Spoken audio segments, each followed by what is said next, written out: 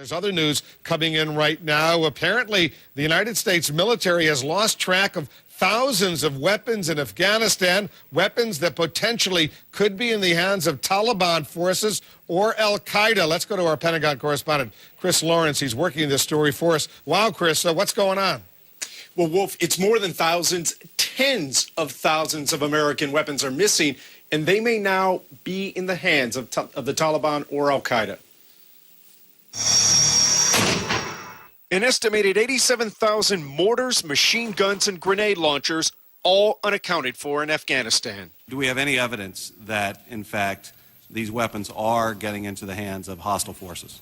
Some of those reports have had some allegations of reported theft of weapons and potentially weapons being sold to enemies. According to a new government audit, through the middle of last year, the Defense Department bought about 250,000 weapons to equip Afghan security forces.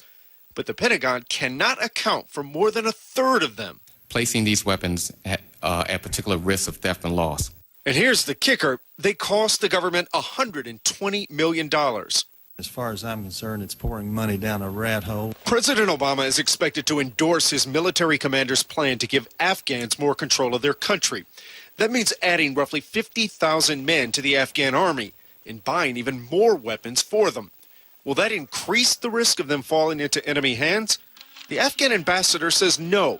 Some weapons were misplaced early on in a rush to get them into people's hands to fight the Taliban. Today, the approach is a lot more systematic, and there's been a lot more measures being put in place. The Pentagon agreed with all the audit's recommendations, which include tracking all weapons by serial number and conducting routine physical inventories.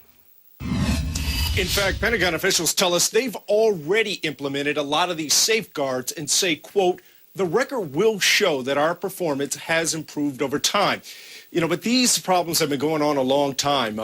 Just a few years ago, the military couldn't account for more than half of the rifles and body armor that it had given to Iraqi security forces. Wolf?